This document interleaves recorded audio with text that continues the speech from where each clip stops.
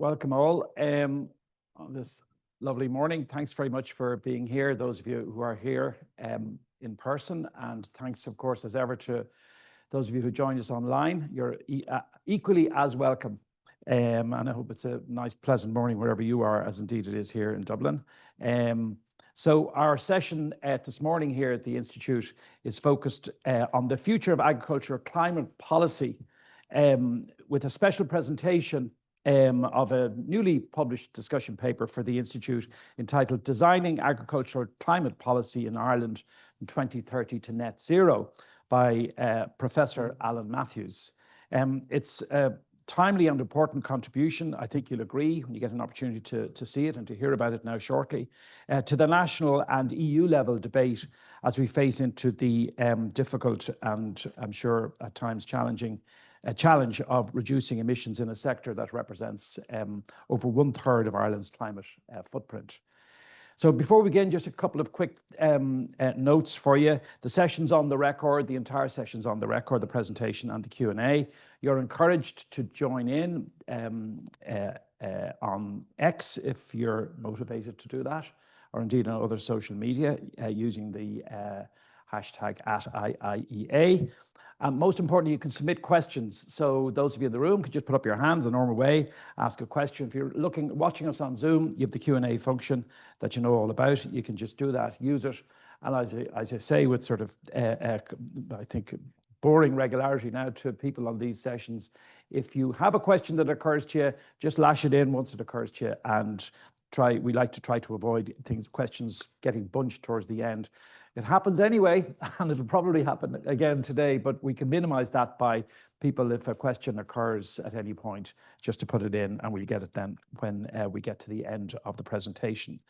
So now it's my pleasure to introduce our speakers. As you can see, in addition to Alan, we have a distinguished panel. First, though, and foremost, is Professor Alan Matthews, who will shortly give us a presentation on I suppose, the main arguments and proposals contained in his paper. Alan is Professor Emeritus of European Agricultural Policy at Trinity College Dublin. He's a former president of the European Association of Agricultural Economists and a former member of Ireland's Climate Change Advisory Council. His research focuses on the EU's common agricultural policy, as it has for many years, global trade rules and food security.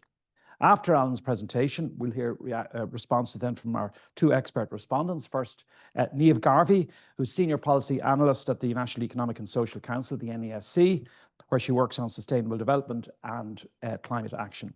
Before joining NESC, she was Head of Policy and Advocacy at Trócaire and has held roles with Christian Aid and the Institute of Development Studies, focusing on climate justice, agriculture and international development.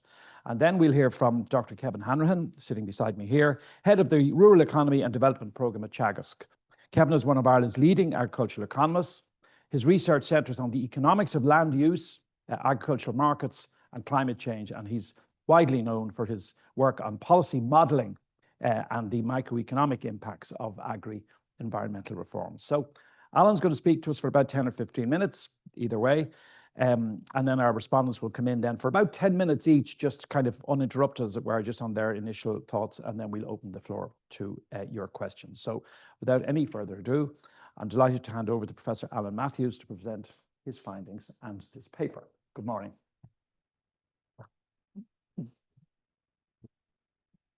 Well, first of all, a real word of thanks to all of you for turning out so early this morning, and also to those of you online, and particularly appreciative that Niamh and Kevin have agreed to respond to the talk. This is, in fact, the third paper in a series which we call the Pathways Project here in the Institute. And we've been working together with Matt O'Neill, who's the climate policy lead here in the Institute. And as I say, this is now the third paper of this particular project. The context is that we see global warming continuing relentlessly. I've just quoted some facts here from the most recent World Meteorological Organization State of the Global Climate Report. So last year was actually the warmest year on record in the 175-year observation period. Ocean heat content was also a new record high last year. We observe unprecedented glacier mass loss, and the Arctic and Antarctic ice sheets nearly at their lowest level. So, and all of that is contributing to the fairly devastating impacts of extreme weather that we observe both in Europe and around the world. So it's clear, we must redouble our efforts to reduce emissions, and agriculture and food systems have a key role to play in this, both globally, but also, of course, here in Ireland. So the idea behind this paper was that we need to sort of take a longer view. There's a huge emphasis, and quite understandably and quite rightly, on meeting our 2030 targets in the agri-food sector. But there's, of course, life after 2030. So the climate transition is not a sprint. It's a marathon, if you like, and we need to think about what we need to put in place also to ensure that we continue to make progress in the longer term. Now, we know that purely as a matter of an identity, we can only reduce agricultural emissions or tackle agricultural emissions in three ways. We can have technical mitigation options, which reduce the emissions intensity of our existing production. We can shift from emissions intensive to less emission intensive forms of land use. And to the extent that we will have residual emissions, we can offset those, I guess, most likely through nature-based solutions. And of course, we can discuss, the balance between these three pathways, and that's a matter for political negotiation, but not the needed direction of change. So in this paper, we're not trying to address this really important issue of, what is the likely pathway to 2050 for the agri-food sector, what targets should we be setting. Here we're focusing more on the issue of implementation and the implementation challenge. We know that agriculture is struggling to reduce its emissions despite known and available technologies and practices. By 2030, the EPA tell us that agricultural emissions will be around 2/5 of our national emissions, and an even higher share of the emissions within the effort sharing regulation, where we have a binding EU target. We know that next week we're going to see the publication in Europe of the Commission's proposals for the 2040 target, and I guess there will be a series of complementary proposals for legislation, as we had with the Fit for 55 package for the 2030 target. And we need to start to think now about preparing the Irish position. So the argument is that we need to adopt a different mindset and to take this longer view. And just two charts just to indicate the challenge. So this is basically the story to 2030, which is the first two carbon budget periods. This is the traditional EPA way of presenting these data, with existing measures, that's the orange line, and with additional measures, which is the blue line. And you can see that if we just continue with the existing measures we have, we'll actually have more agricultural emissions in 2030 than we had in the base of 2018. With the additional measures that are under consideration, we can see the curve moving downwards, but not enough to actually reach the sectoral emissions target of a 25% reduction by 2030.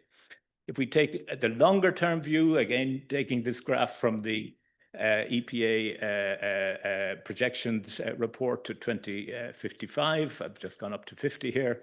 And again, you can see that if we have just existing measures in place, we will actually have higher agricultural emissions in 2050 than we had in 2018. So what the paper does, and it is now online, so you can read it over coffee. But we look first at the international experiences that we think are relevant. We look at California. California is interesting because it was actually the very first jurisdiction to adopt a specific biogenic methane reduction target. The reductions are driven by capturing methane from manure management and converting it to biogas. And the cost is, there's a grant element for anaerobic digesters, but the cost of this is basically met by the consumers of petrol and diesel in California, because the suppliers of these fuels are required to purchase the biogas in order to reduce the emissions intensity of their overall fuel supply. But having said that, although there has been progress in California, they are now looking at the possibility of introducing a methane regulation for livestock emissions. And we'll have to see whether that will come about later this year. We'd also look at New Zealand, which is the first country to have proposed including agriculture in an emissions trading scheme.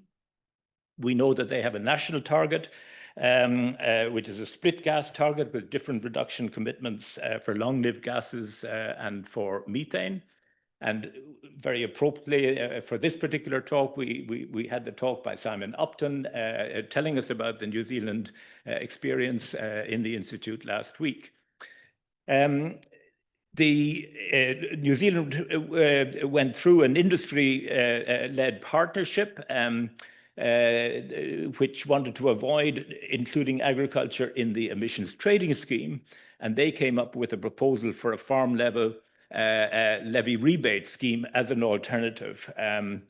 However, with the change of government there in November 2023, the government has formally scrapped any idea that agriculture will be included in the ETS. Instead, they have put the focus on investing quite heavily in trying to develop new technologies, but they have maintained the commitment, and this is important, to actually price agricultural emissions from 2030. In fact, they're beginning that process by sort of standardizing the measurement of farm-level carbon budgets in the next 2 years. And of course, the third example we look at is the livestock emissions tax, which has now been legislated for in Denmark, which will be phased in from 2030. A feature of the Danish system is this very significant rebate, 60%, which will cushion the impact on farm costs while maintaining the incentive to reduce emissions. As part of the package deal, it is a package deal, there's significant additional investment in new technologies, particularly in the Danish case, biochar, and also in terms of land use change. So taking low-lying organic soils out of production and an extensive afforestation program as well. To me, the Danish model is significant because it involves thorough preparation of this tax proposal by an expert group, worked for 2 years on this. That then went to a tripartite committee made up of stakeholders, farmers, agribusiness, local authorities, environmental NGOs, and they reached a consensus agreement on what the tax should look like. That then went to the Parliament, and the law was passed with very wide parliamentary support. Only 2 relatively small parties on the sort of right of the spectrum opposed it. I should add 2 further things about the Danish model which are important. One is that there has been significant additional funding provided, particularly for the land use change aspects. And the implementation is driven by local initiatives. So essentially, the country has been divided into 23 catchment areas. And in each catchment area, there is now a local tripartite group. So bringing the stakeholders together, and they have to develop the specific plan for their area in terms of land use change. That has to be completed by the end of this year. Last week was the first anniversary of the consensus proposal from the tripartite group, and there is extraordinary enthusiasm. I just have to say, I live in Denmark, extraordinary enthusiasm behind actually getting involved and progressing this particular proposal. So what we do in this paper is essentially suggest that we need an additional instrument in our toolbox, and that is a pricing instrument on emissions. So why would we look at this? So far, we have addressed climate action in agriculture, both through knowledge exchange, so basically trying to look at those win-win opportunities in the Chagos-Mack curve, which will both benefit climate and also farmers' bottom line. And then we have used cap subsidies to try to encourage the necessary behavioral change. But I would argue that relying on subsidies has inherent limitations. Generally, the subsidies, if we look at what we have, how we have implemented these, they are generally not results-based. Yes, in the biodiversity area we have examples, but not in the climate area. So the impact is uncertain. Generally, subsidy measures have multiple objectives, not least income support, as well as the particular targeted objective, climate change in our case. But this, of course, dilutes the climate impact. Subsidies rely on voluntary opt-in by farmers. So there are many reasons why farmers may not enroll in a subsidy scheme, even if it appears to offer an economic gain. My brother-in-law in Denmark is actually a farmer. He's retired now, and his land, most of it is rented out.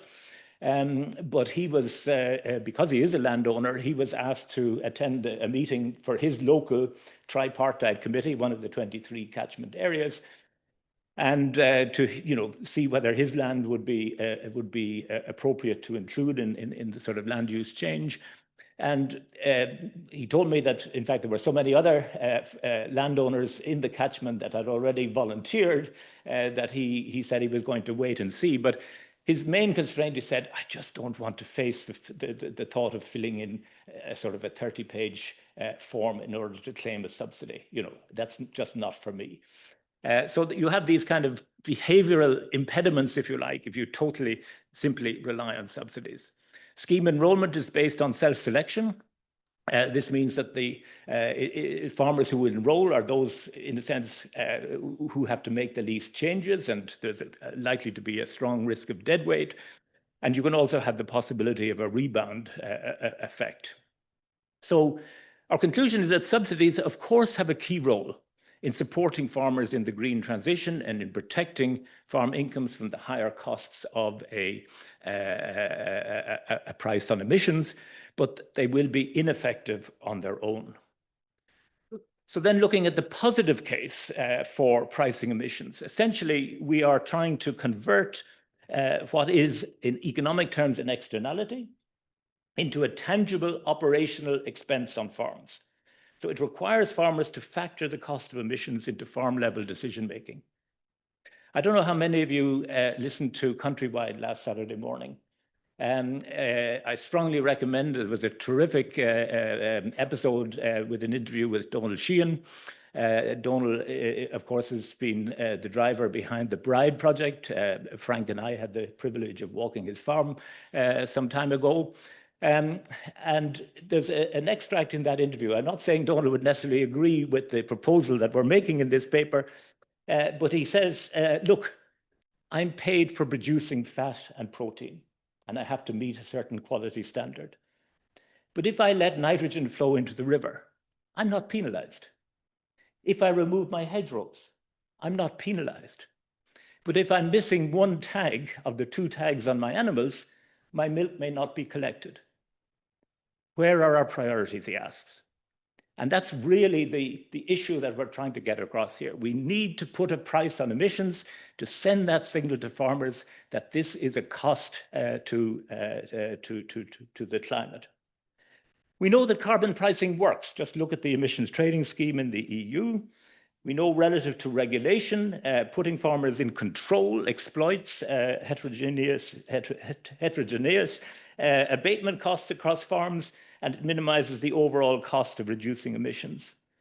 It also exploits the behavioral economics insight, and Terry, I'm coming a little bit to you here, of loss aversion. So basically, as individuals, we respond much more to the potential loss of something than actually a gain of equal magnitude, even though the amounts are the same. But importantly, for the first time, this creates a business case for private sector investment in innovations for agricultural emissions reduction. How would we do this? Essentially, you have two main alternatives. One is a sort of carbon tax approach, including a levy to, as I say, absorb some of the additional costs, including a rebate to absorb some of the additional costs.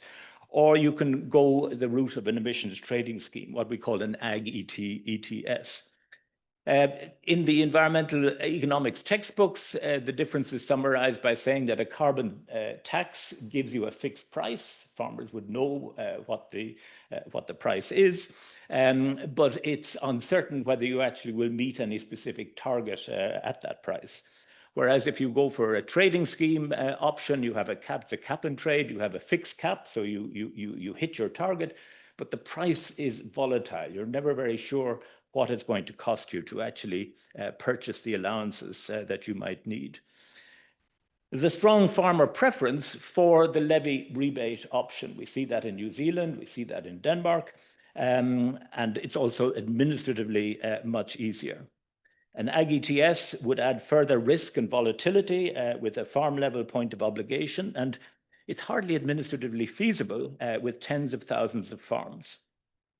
However, if we look at the EU debate, the EU appears to favor an ETS option. And this is mainly because of the unanimity principle for taxation makes the introduction of a carbon levy rebate scheme unlikely.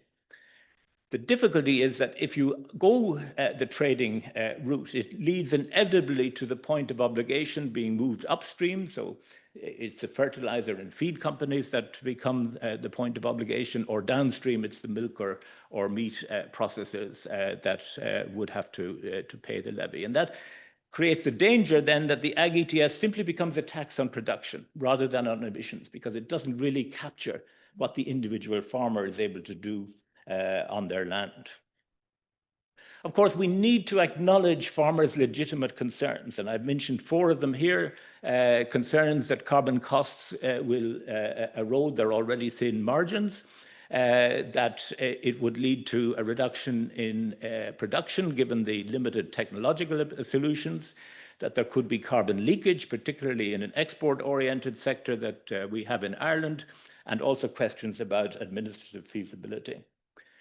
But I would argue, and the paper goes into this in some detail, that we can design a pricing option to address many of these concerns.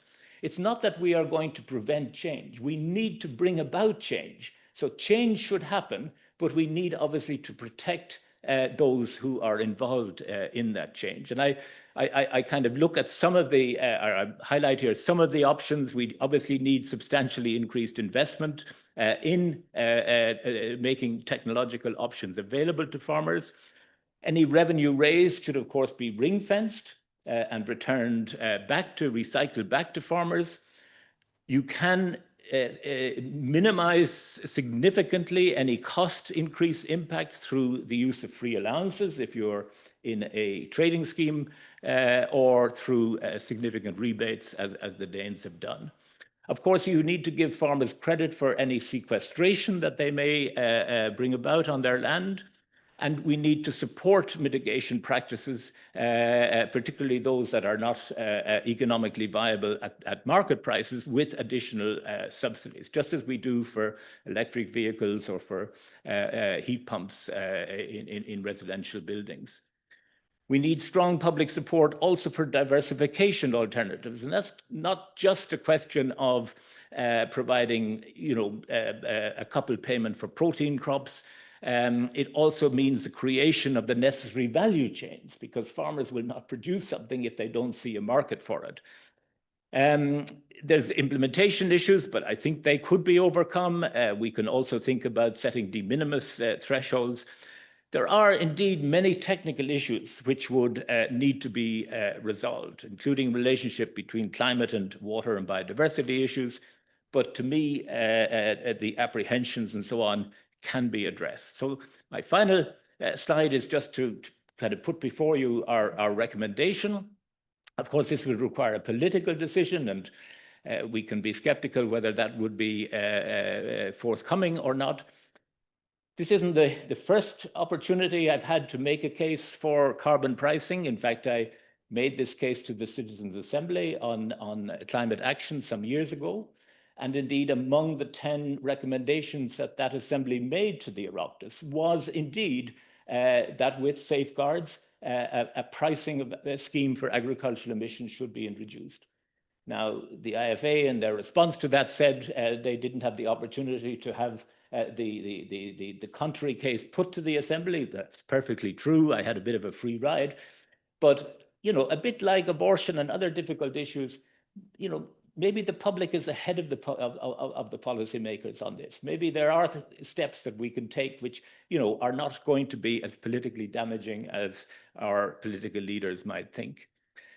How would we do this? I strongly recommend the Danish model. And as I say here, I see this as sort of 3 stages or maybe 4. Significant investment needs to be done in terms of addressing these technical issues. They need to be very well thought through before we would proceed with this. But we also need to roll out the efforts that Teagasc are already undertaking with AGNAV to get farm-level carbon budgeting. We then need a consultative process involving stakeholders like this tripartite committee in Denmark.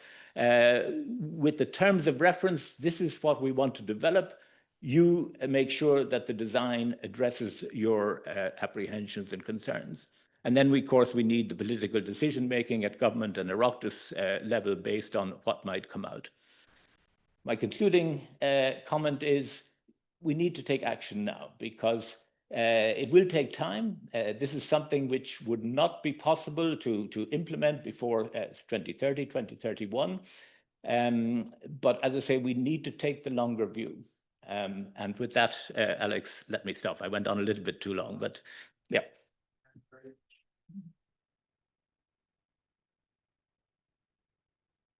And what I'll do is I mentioned earlier that we'll have 2 respondents, so I'm going to go straight to Niamh, if I may.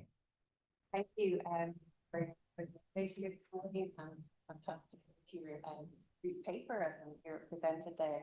I think it's a really welcome focus on the longer term. I think I suppose our carbon budgets have focused minds understandably on the initial carbon budgeting periods. And I suppose it's the mitigation options are so tight in the area of agriculture that there's so much focus on, I suppose, managing just the stretch to try and meet our targets, that I think that longer term perspective is really important and necessary. And I think that's sort of the perspective of the need for something transformative and what might be the type of instigation or lever or policy approach that could bring about a transformation is really, really important. And I think the paper makes a strong case for that being a pricing approach. I really welcome in the paper the focus on, I suppose, situating such an instrument within a wider just transition framing. And in particular, I think the critical emphasis on understanding and addressing the perspectives and concerns of farming communities in particular. And finally, really welcome, I suppose, that any proposed way forward would very much be done closely in collaboration, in consultation with a wide range of stakeholders. And I think the focus on both expertise, which may be economic as well as ecological, as well as, I suppose, farming representatives, as well as civil society. So that breadth of engagement will be really, really critical going forward. So I suppose there, I think I was asked to reflect on what I'd welcome and maybe where there might be, I suppose, some questions or issues that struck me. So I suppose one of the things that came out when NESC did a lot of engagement work with farmers and wider stakeholders as part of a process of developing a proposal around a just transition in agriculture and land use. And what we really heard from farming communities and rural communities was a high degree of, I suppose, anxiety, uncertainty, frustration, maybe changing policy messages over the years. And I suppose any new proposal or a new policy instrument, I guess, comes into that context. And I think, therefore, while there are the clear benefits around internalising those negative externalities, which could go some way to realigning, I suppose, those mixed market and policy messages that farmers get, I think in the broader package, and the paper is clear that such an instrument will be part of a wider package, but I think a key aspect of just transition is that opportunities-led piece. What is it about a diversification of land use that can be attractive, that can draw farmers proactively into it? And I think in our context in Ireland, while we've seen, I suppose, changes to the forestry programme, we're seeing the biomethane strategy, I think there's still a sense among the farming community that they wouldn't be clear on what an alternative to some of the current models might be. And I think that sort of pull factor would be really, really valuable. I noted in the Californian case with the AD that linking into the energy markets, so that it's the petrol and fuel consumers who are paying in. What might an equivalent look like in an Irish context, where we're seeing that diversification, the return on income that could link with the pricing. So just there's some initial kind of thoughts. One on just on the subsidies, I would say as well. I think you did mention the results-based payments. So I think there's also, in addition to maybe new instruments, I think some of the instruments that we do have, there's a lot of potential for improving the outcomes they can have, improving the benefits, both for farmers in terms of income support as well as environmental outcomes. I think we've still got a long way to go in terms of building on lessons learned through things like the EIPs, the BRIDE programme, and other really exciting ones. And Acres CP is obviously trying to scale that up. But I think there's a lot of learning from that initial phase. And I think there's a lot more maybe benefit out of how we're using public money in support of public goods on the environmental side. That would be great to explore further as well. Very interesting. And I'll give Alan an opportunity in a minute to come back maybe on some of those points. But Kevin.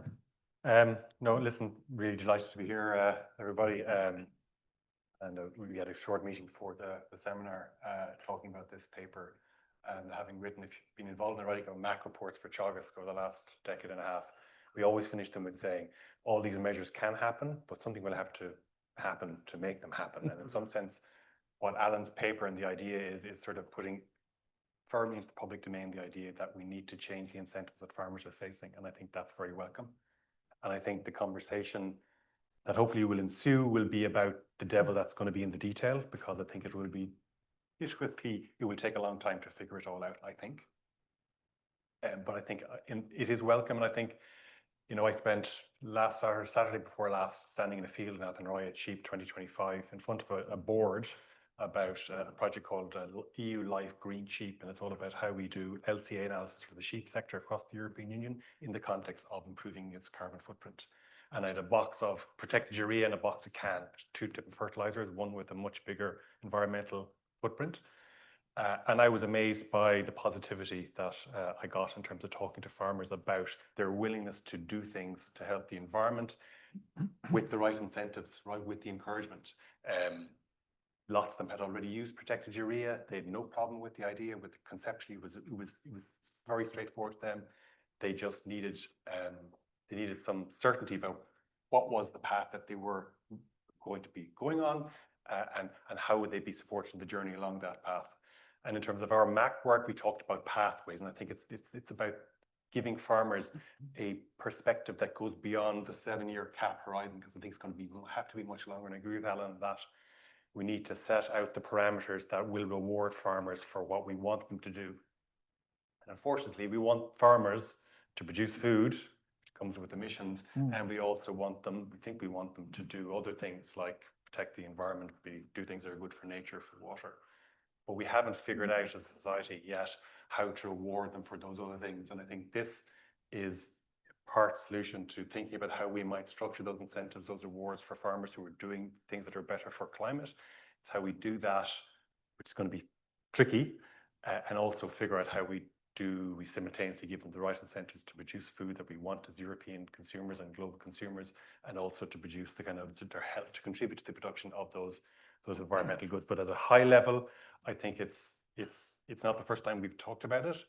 I was a member of various food vision groups that the Department of Agriculture convened, and this was discussed with farm organisations, and the idea of commissioning Alan to do a paper on it was discussed. He's done it for free, or the IIEA has paid him to do it, so that's very welcome. But I think it's in terms of starting the conversation about what we need to do to help to incentivize farmers to do the things we know that are technically feasible, but just need the economic incentives to get them done.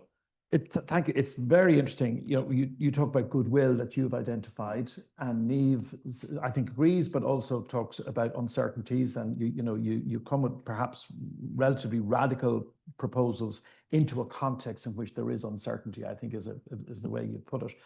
And I wonder, Alan, I mean, I'm fascinated. We had a good chat actually over in Copenhagen a few weeks ago about the Danish model, and I'm just, ever fascinated by the processes that are in place in Denmark, perhaps uniquely even in Denmark. You mentioned national and local, the local tripartite requirement for discussion and agreement.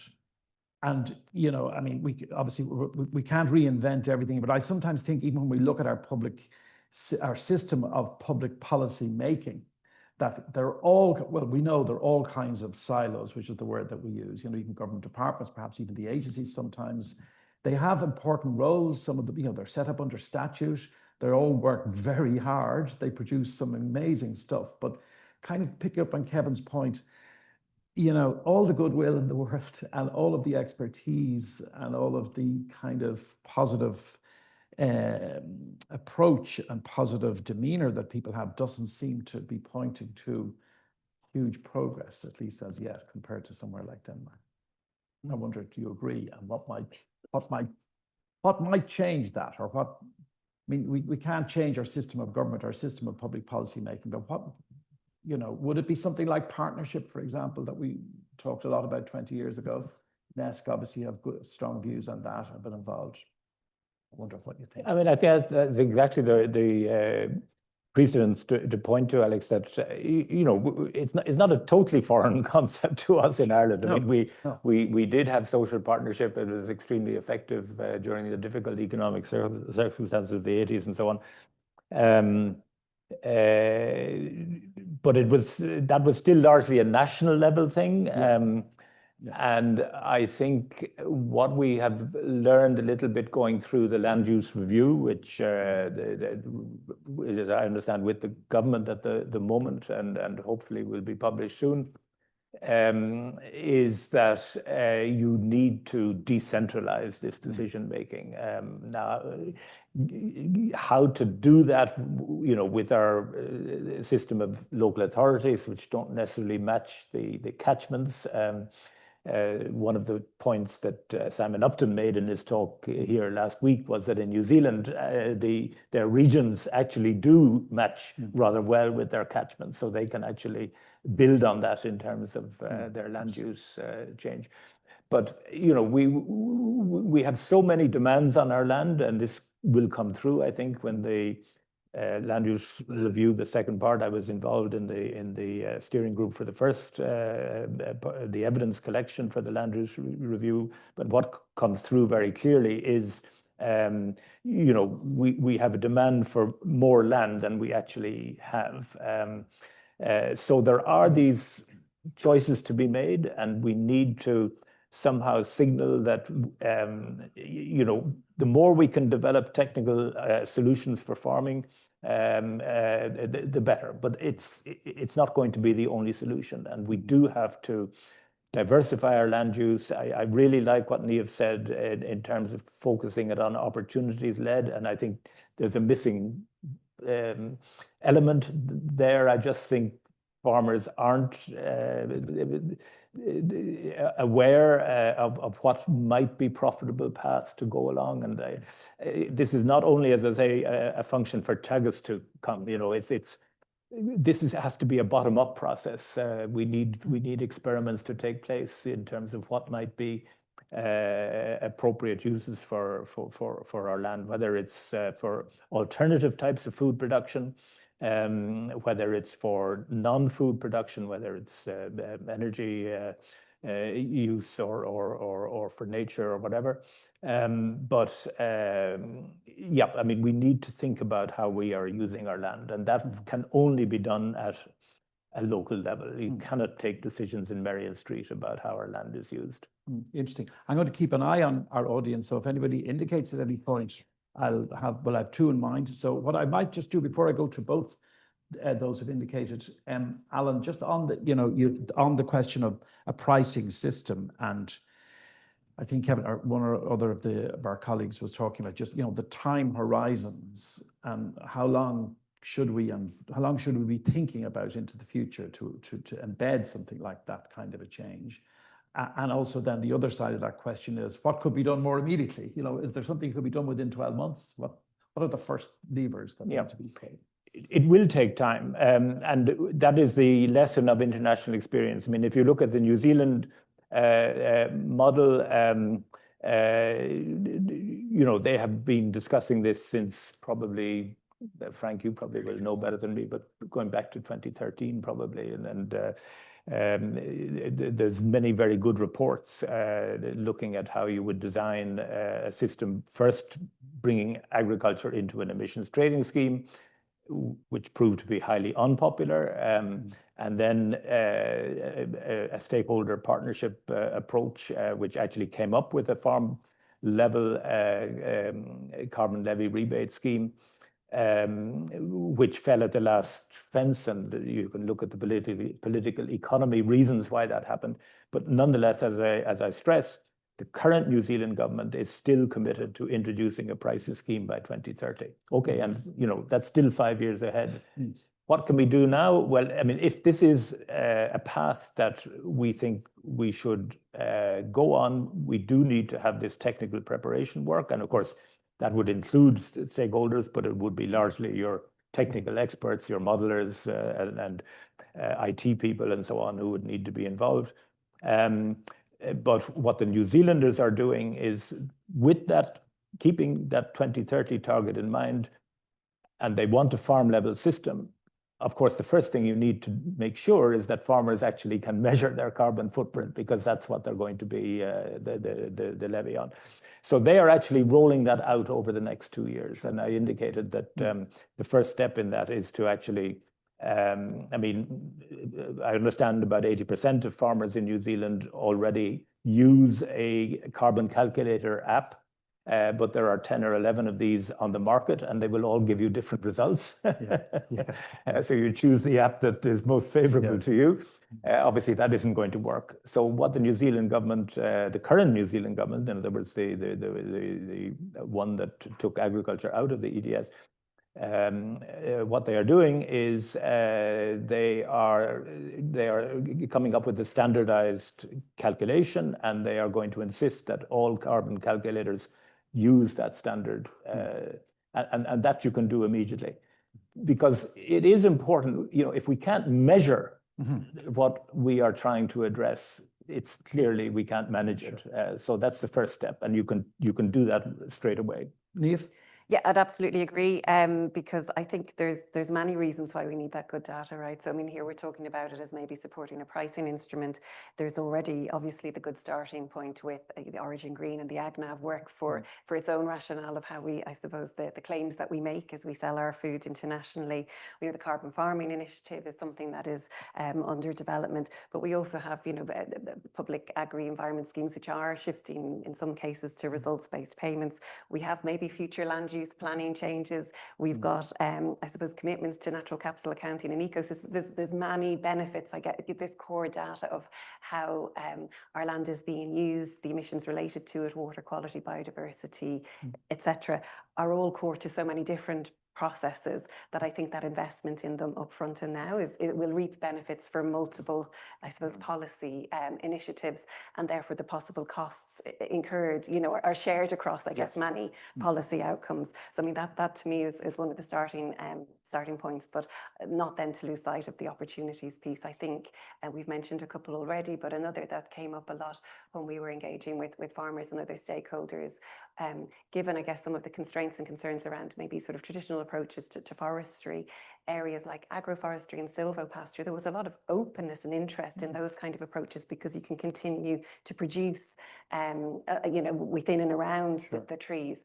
But it's not an area that's very familiar to people in Ireland. So farmers were interested, but didn't feel they knew a lot about it. So I think there's maybe various avenues, and it might you know, from let's say a long-term resilience piece, be about layering a few different possible income streams rather than maybe the one single kind of approach. Okay, I will come to Kevin. I saw him nodding there as well, but I'll come back to you. I'll take two from the audience. Please give us your name and your designation, and away you go, the gentleman at the end there. I will take the two together. Take Frank after that. Oh, Charles Lamb, an engineer that's been in the food industry for 60 years.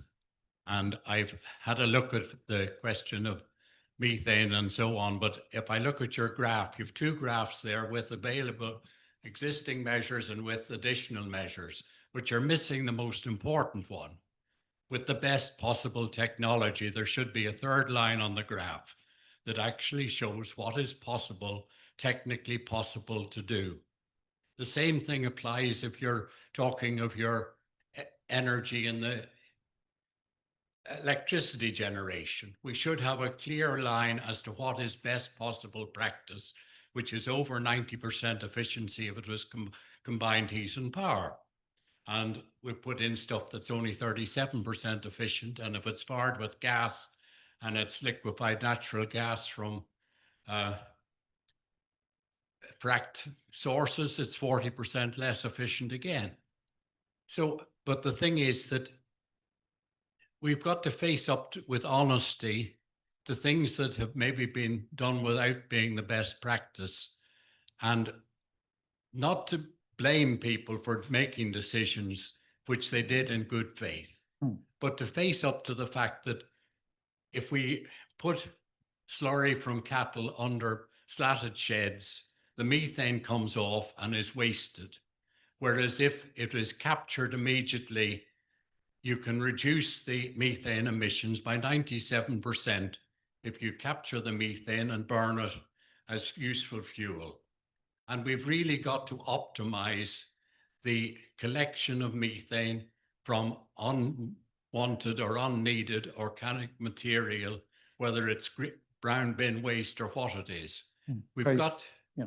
No, sorry. Did you want to finish? Sorry, I beg your pardon. I didn't want to interrupt you, but just to move to Frank. So basically, very interesting insights. Basically, we have to go into the nitty-gritty of details, of proper calculations, and avoid spin, and that we really are testing things against the best known technology in the world. Thank you. Appreciate that very much. Yeah. Okay. Thanks. Sorry, Frank Convery from ECD. I think, I mean, I love this presentation, but to me, the most important underlying context is international learnings, basically. And I coordinated the research network for the emissions trading scheme back in the day in Europe. And the most important thing there by an order of magnitude was the discovery that the Americans had created a trading scheme with acid rain. And essentially the EU ETS that we ended up in was basically 90% cut and pasted from the ETS. But the transfer of that knowledge and the granularity of it, of course, takes deep engagement with people who've done serious ex-post analysis, the civil servants, the industry, that whole world there. So I think the most important piece of this paper is the anchoring of a lot of the discussion, what other people are doing. Unfortunately, we don't have a template like acid rain to cut and paste, but the plan B of that is to extract pieces from other jurisdictions, which is what this paper attempts. For example, in California, the most interesting piece of the California effort is the call for tenders they make to farmers and industry to reduce emissions. And it's basically a tender document that judges award of the subsidy, and I accept Alan's narrative about the weakness of it, but it bases the subsidy on value for money and technical expertise. So you change the dynamic completely. If you just take that little piece of the California narrative. So just going ahead, I'd really, and Denmark is just an amazing place. I see the Danes, I mean, their dairy production is only about 65% of ours, so they're smaller in volume terms. But I see them having a narrative 5 years from now where their milk and their milk products have a much better carbon footprint than any of the competitors. They have a narrative that they're cleaning up their water and they're reversing the decline. And they have a narrative that nature is, and the fact is there are premium markets in this world. You know, we get almost twice the price of German competitors in the German market today. We get almost twice the price for our milk in the American market as competitors do. So I suppose my message is to keep digging deep and learning the granularity of what we can take and drive. The secret of the Danish model is ownership, I think. They found a way of having farmers and land, or the whole system owning. And the secret seems to be the 23 catchments where they're anchoring not the climate piece, but the water and the nature piece. And anyway, I think this is really exciting, and I would encourage that granularity of exploration of learning from pieces from our own thing. Thank you very much, which is exactly what we want, the contribution we want to make here at the Institute, is to facilitate exactly that kind of learning. And Kevin, I don't know if you have any thoughts based on what you've heard, but I know that Teagasc have done a lot of modelling, you know, particularly, for example, on the abatement potential at the farm level. And I'm wondering, does the paper, you know, does the paper reflect that? Do you think, are there any thoughts on that aspect? I think the paper made the right decision not to go deep into the weeds. Okay. Yeah. So it doesn't talk an awful lot about that, but it kind of says, okay, that stuff is very valuable, but like it isn't happening at a pace that we need it to happen at in terms of practice adoption and change at farm level. I think we have a body of work, and we had some PhDs working on this in terms of thinking about the marginal abatement costs at the micro level, because the benefits from a cap and trade or a system come from the heterogeneity in those costs, and it's clear they're not all the same across farmers in Ireland, and they're not all the same across the European space. So there are benefits to how we use our carbon budgets in terms of producing value added or food per ton of emissions. In terms of the point Charles was making about best practice, I think look at the Teagasc map, or look at the work we did for the Climate Council. That was where, you know, everything happens, and it happens almost to the maximum extent possible. And there is enormous potential. I guess the challenge is translating that potential, technical potential, into actual change in terms of what farmers are doing on the ground, what the food industry is doing on the ground. And I think that's where the challenge is, and that's where Alan's paper and the idea of, you know, a levy and rebate system or a cap and trade system actually comes in to say, okay, we know we have an idea of what's technically feasible, but we need to figure out how to make it really feasible in terms of what happens, because we've got 130,000 farmers out there. The processes we're talking about addressing are, in some sense, they're biological processes, and they're really complicated. And it's a whack-a-mole problem. All of a sudden you start to address this thing and it pops up somewhere else. So we need to think. There's been a lot of thinking done, but I don't think we're finished thinking yet. Ono Mahdi is a policy analyst in the Department of Taoiseach, and he has a question, which I won't put directly to you, Kevin, and you'll understand why. If land use is to be managed locally and not centrally, does the panel have suggestions about which agency or authority might coordinate these processes? So it's just an interesting question, if there is to be that kind of... I think I spent some of Christmas reading that book about the land wars that Miles Duncan published. Oh, yes, yeah. And learning an awful lot about stuff I didn't know about. Yeah. But I had an experience in my own locality, which is in the southern part of Galway. And the Dublin to Galway Greenway was going to be coming through my townland, and I was thrilled because I would allow my kids to cycle to school and me to cycle more safely to work. Sure. But most of my neighbours didn't see it like that. They saw, this is where we live. Why would we want people from outside coming in here? Like, sure, we wouldn't know what they'd be doing. They'd be cycling by, and sure, they could do anything, right? So it brought home to me that those questions of land control and community, they provide the opportunity, but they also present barriers to change. And our political system doesn't, I say this with some experience of it, our political system is better geared to objection than it is to promotion. And that's not necessarily to say that there is no basis for people to object. Of course, there very often is. And we have a planning system and we have an infrastructure to facilitate people to bring forward their views in a democracy as to something that they see being proposed that they don't want to see happening. But the point is, we're better at that part of the operation than we are at the facilitating of the promotion of the thing. Niamh is nodding, yeah. Yeah, I mean, the land use review has just come up, and as part of some of the processes under that, the Citizen Engagement Working Group, which I was a member of, did some research into what is working. So where have we seen good examples of land use change in Ireland? And a lot of the, some of them are community-based, the community peatland stuff. There is some of the LIFE programs, the European Innovation Partnerships, and there was lots of examples where maybe things that were tricky enough land use changes were achieved in a way that everyone felt very positive about. And core to that was that engagement piece. The flexibility of taking a context-specific approach. And while they aren't maybe structures that sit in an existing sort of hierarchy from national to local governance, there were really exciting multi-stakeholder groupings at sort of catchment or local levels. And it was that interplay of the different perspectives together. So ecologists with agricultural advisors, with law pro water people, with local communities that could do a lot of that policy coherence at that localized level. And I think the restrictions there, I guess, is that many of these projects would be relatively short term, up to 5 years, maybe have a limited scale and scope. So the question is, how do you scale all of that positivity into, I suppose, I suppose our more normal system of governance? And I think that's an exciting challenge for us as land use review.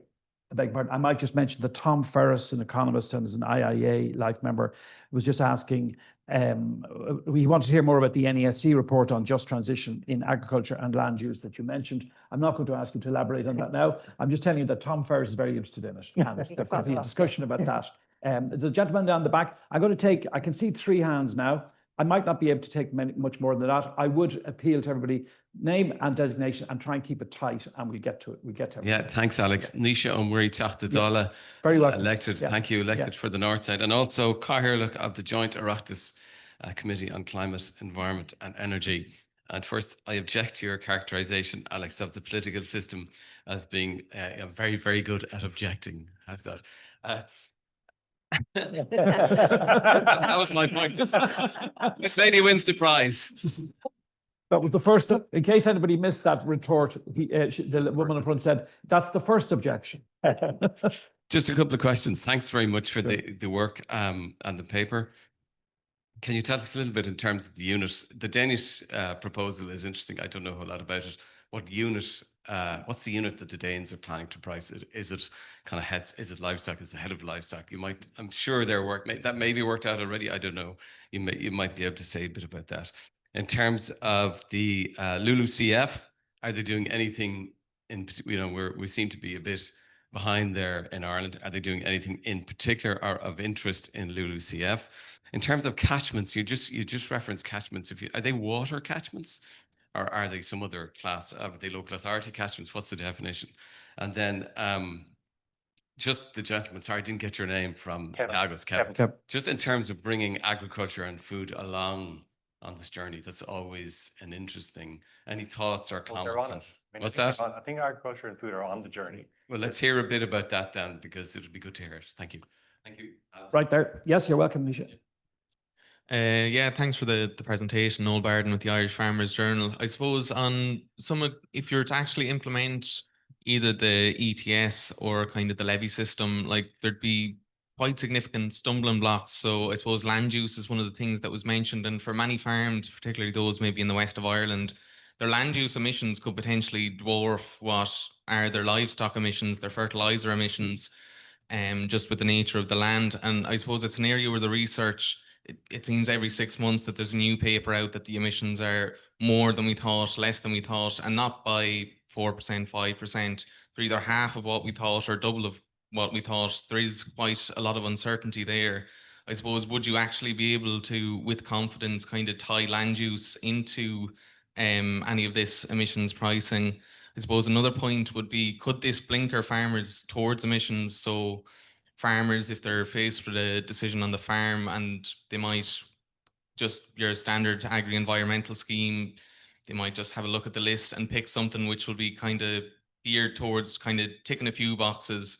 Are farmers just going to be looking at emissions now, and could they see other kind of environmental issues like their impact on water quality?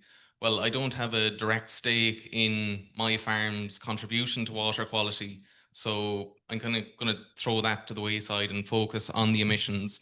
And I suppose it'd be interesting to hear as well, either with New Zealand or Denmark, what kind of account was taken for farmers who might take an early action on emissions and whose emissions are already quite low. They don't have that much low hanging fruit there, because surely when either you're bringing in an individual emission ceiling for a farm or determining what the levy rebate is going to be, there's going to be some kind of a 2-3 year window. And maybe if you were kind of doing the right thing all along, but your neighbor wasn't really, your neighbor might have a bit of wiggle room there to reduce their emissions to lessen the impact of whatever the new system is being brought in. Okay, thanks. Some brilliant questions now, fantastic insights. We're not going to be able to hope to get to answer all of them. I'm just going to invite the panelists to bank as much of this as they can. I'll be giving them a final roundup. We're really up against it time-wise. We only have another less than 10 minutes.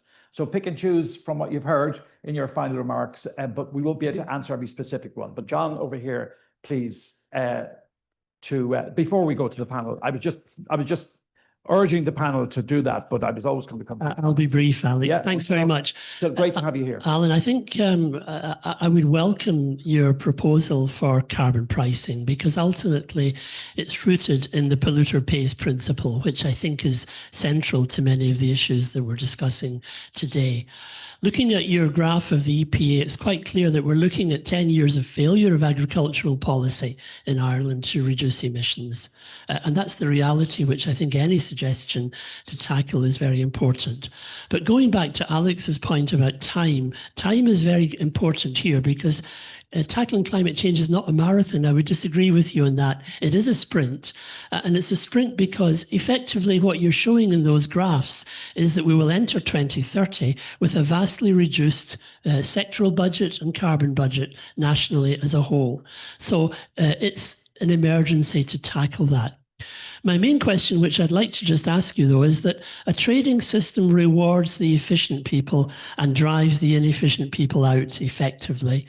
And in this case, I would worry that what you're proposing here will benefit the very big farmers and will perhaps victimise, in a sense, the family farms in Ireland. Now, we have a situation where in 2025, the average dairy farm income will be €122,000. That's the average. So we're going to be, in a sense, dealing with people on both sides of that. And I would worry that perhaps the trading system might not handle the importance of the family farm. It also, I don't think, handles the technical issues. The technical issues are not merely externalities in this case. Biodiversity, water quality, these are core issues rather than technical issues. And I think they have to be placed front and central. And important in that is the role of civil society. And civil society has been more or less absent from consideration in the agricultural plans we've seen from Food Harvest 2020 onwards. So I think these are the issues that I think the plan has to tackle in some way. Alan, do you mind if I go to you first on that? Okay. Well, first of all, thanks for everybody for a really interesting set of questions. Can we have another hour? No, I don't. Well, I'm conscious that people have commitments. So, I mean, we can certainly take another 5. No. Very quickly, the unit of tax in Denmark is the emissions. So it's the actual per ton of carbon dioxide equivalent that would be taxed. So it's not on production; it's on the emissions. LULUCF is not included in the tax system. It's only on livestock emissions. There is a huge effort to First of all, take low-lying land, which is equivalent to our organic soils, out of production, because Denmark has a huge water quality problem. It's more in the fjords rather than in the rivers as we have it here. They are going to pay farmers. It's a voluntary scheme. They will pay farmers to do this, but it will be done through these local tripartite groups, and local authorities have appointed what might translate as engagement officers. So these are people who are now going around and talking to farmers and trying to find out, you know, what land would you be prepared to put into this scheme, and it obviously has to work at a catchment scale. You can't just take an individual field and do it. So there's a lot of momentum behind that at the moment. And the catchments, to be honest, I'm not too sure. I think they're water catchments, the 23, but that's a question. I just don't have the information to answer you fully. I didn't catch the name, but no, sorry, no. Lots of very worthwhile technical issues there. I certainly understand your point about the emissions factors, particularly on the land side, seem to keep changing. What I find interesting is that we are prepared to you know, we're quite enthusiastic about carbon farming, which in a sense is a market-based approach because it's going to pay for results. It's not just paying farmers to plant cover crops, or it will actually pay for the increase, measurable increase in carbon that you can have. But actually, that is the area with the most uncertainty. I mean, that we've seen how the forest figures have dramatically changed in recent years. So if we're prepared to actually start implementing carbon farming, and I'm fully behind it, but you know, the uncertainty levels there are much greater than they are for certainly for livestock emissions, and I would say the agricultural soil emissions are probably somewhere in between. And again, the question on the early adopters is really important in the carbon farming side, because the carbon farming is built on the concept is the voluntary carbon market, because the hope is that we will get private money coming in to supplement public payments. But private money will only pay for additional carbon. Okay, they're not going to pay farmers to maintain carbon that's already there. And that's where you get this tension between additionality and penalizing the early adopters. Because if you're an early adopter, you've already done, you're not going to get additional, and therefore you're not going to get carbon credit. Well, I mean, there is a baseline approach which is supposed to address that, but it leaves a lot of scope for flexibility. But when it comes to the pricing scheme, Noel, this is automatically taken into account, because if you were to include the land use in your pricing of emissions, and as I say, the Danes haven't done that. They have just looked at livestock emissions. But if you were to include the land use emissions, then the early adopters would clearly benefit, because they would already have a lower, either a higher sort of offset. But these are the sort of technical issues that why I really think we need that expert group to spend a couple of years just teasing these out, if this was the way we were going to go. Let me stop there. John, yeah, sprint and marathon, I understand exactly where you're coming from. And I think was also Noel, you made a sort of similar point, that if we were to bring in this, which is purely a focus on climate, how does that link with some of the other challenges, particularly water, biodiversity, that we face? I mean, my answer to that is you can't really have one instrument that is going to address all of these issues. You know, we need multiple instruments. You know, we need to have a sort of a separate way of addressing the water issue, and similarly with the nature restoration and biodiversity. So to say that we can, they have to work in synergy. And you did make the point that you were apprehensive that a carbon price would essentially benefit the larger farmers and discriminate against the smaller guys. To be honest, I'm not sure I can see that. I mean, we know, I think the Teagasc figures would be that dairy farms per farm have the largest carbon footprint, so they're going to pay the most money in this. And if you have a lowly stocked, dry stock farm, you know, with extensive stocking rates, you're not going to pay very much, and you can do a lot with this rebate. So, you know, this is part of the design options, where you would rebate. Your design of your rebate might be on the you'd give a standard rebate per animal, so that the heavily stocked intensive guys, they would get relatively less in the rebate than the smaller extensive, because the rebate would be a uniform figure across all farms, and relatively the smaller guys would actually benefit more. So you can do a lot with the design of the scheme to address the very legitimate concern that you have. Yeah. Kevin, I will go to you next, and then Yeah, I think in the paper you talk about like having or thresholds above which farmers would have to be in the scheme and below which farmers might be voluntary. And I think you can take an awful lot of the dry stock farmers out of the scope of the initial ETS if you set a threshold of 20 livestock units, you know, as being one where you weren't in it, like it's like 50,000 of the cattle farms might be outside of the scope of the scheme because they're so small.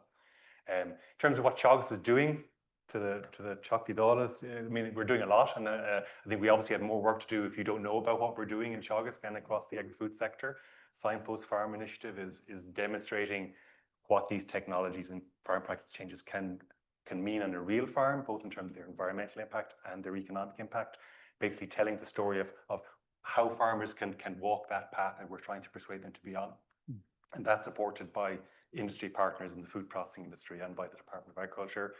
We're developing the AgNav platform, which the objective of which is to give every farm in the country detailed information about what their carbon footprint is per unit of product, but also for their farm in terms of tons of CO2, and what we are telling them to do could do for that footprint or for that farm story that they want to be telling to their buyers, and what they can tell themselves to the people who supply them with inputs in terms of what they want to enable them to have lower emissions. So I think Teagasc, together with its partners in the agri-food sector, is doing a lot. In terms of the inventory, it obviously is not enough yet. I mean, there's more to do. It's unfortunately a classic story. And I think we just need to, with this Alan's and Matthew's work, is kind of saying, okay, we need to have a conversation about how we can restructure the incentives that farmers face, because they are not facing the incentives to do all the things that we've been talking about for the last 10, 20 years. And we can spend the next 10 or 20 years redoing the MAC curve and not actually making enough progress. So I think that's what my message is. This issue of pace of change seems to it recurs all the time. I wonder if John Sweeney just reminds us, you know, the point as between marathon and sprint, and I think he's right to remind us of that. I think, what would be your kind of closing remarks? So you won't be able to cover everything. No, I'll just pick up on two. So Noel and John both referred, I guess, to the importance of biodiversity and water quality. I think that's absolutely critical. And I think it's really interesting as Ireland's developing its carbon farming. That's a shorthand for carbon and nature farming. So Ireland's really trying to bring in a more holistic approach to thinking about the development of that approach. And I would come back to, let's say, the centrality of measuring data at farm level for these multiple purposes. So if we have good measurement across water, emissions, biodiversity, etc., your public payments, like the scorecards do under acres, can be rewarding good quality as it exists now with public money for public goods. You can layer on top then private money for additionality and maybe pricing mechanisms. So if we get the good data at the core, allows maybe a more coherent approach for multiple policy instruments to reward and potentially penalise farmers, you know, but in a coherent sense. And then final point, to pick up on John's point on the importance of that civil society voice, I think those multiple perspectives are absolutely key. And whether it's at the expert level, it's having sort of ecologists in the same room as economists, and then at the sort of, you know, stakeholder level, it's civil society, rural communities, farmers. I think it's when we have the truly multiple perspectives that we get the best solution for wicked, tricky problems. Thanks. Thank you very much. Just on the broader European context, Niall Monaghan works for the Australian mission to the European Union. And just by way of a comment, he says it seems Ireland is thinking, he had initially formed it as a question to you, Alan, but I'm afraid we're out of time. But he says it seems Ireland is thinking about this a lot. Denmark has moved. Netherlands is stuck on the fence, giving political issues, according to Niall. And he's wondering who else in the EU is making noises about more ambition. France, for example, Germany. So these are questions that, I mean, we're going to leave the room here with as many questions ringing in our ears as we are answers. But I just want to thank everybody for your participation. As Alan kindly pointed out, this is the third of a trio of papers that we've been delighted to work on and to publish. The first, From Policy to Pasture, Bridging the Gap Between Climate Targets and Irish Agricultural Realities. Second, Farm to Finance, the Processor-Farmer Nexus in Ireland's Agricultural Climate Transition. And then the third, this paper, as Alan points out, it's on our website now. It's hereby published and it's available for all to see. It's our Pathways trio of papers. Thank you all very much for being here today. Thank you in particular, if I may say so, to Alan Matthews for his immense support and leadership for this project. We couldn't have done it to the level of excellence that we have. It's been absolutely indispensable and critical to it. And thank you for your willingness to help us, give us the insight, give us the leadership, and to write some of the paperwork as well, and papers, and to work with our colleague, Dr. Matt O'Neill here in the front to produce these papers, which I think are at a very, very high level of excellence. So a particular thanks, if I may, to Professor Alan Matthews. All of the stakeholders, and I'm conscious of the issue that, you know, what other work, we certainly have had a great opportunity to see and to understand the work that's been done across many sectors. So the state agencies, the government departments, we've had three, I think, between Taoiseach's, Department of Agriculture, Department of Environment, involved in our stakeholder group, the various agencies, the NGOs, the representative bodies, the Irish Farmers Association, Mark and Afirma, the research institutes, agribusiness, also really important input into our deliberation. So that stakeholder group that we've sort of built around this process, I think, has been immensely helpful to it. It's deepened it. We've been able to get feedback from what the various stakeholders think, and as best we can incorporate that in the work that we've been able to produce. So we're hoping this is the start of a process for the Institute. We really want to continue a focus here in the Institute on these issues, and to be some kind of not to be the kind of new partnership model or anything, but that would be too ambitious, but to make some kind of contribution. And it's really great to have political people here as well, and to have many experts in the room, that we could continue that process, so that we can be a forum to have really, you know, a deep deliberation at an informed level, which is really what our aspiration was on this. Thanks to my colleague Matt O'Neill, as I've mentioned. We do want to continue this process. Thank you all for your support. Thanks also to the European Climate Foundation for their support for this project also. So that's really where it is. We're well over time, but I think we've plenty more we could continue with, but people have other things to do. Thank you very much.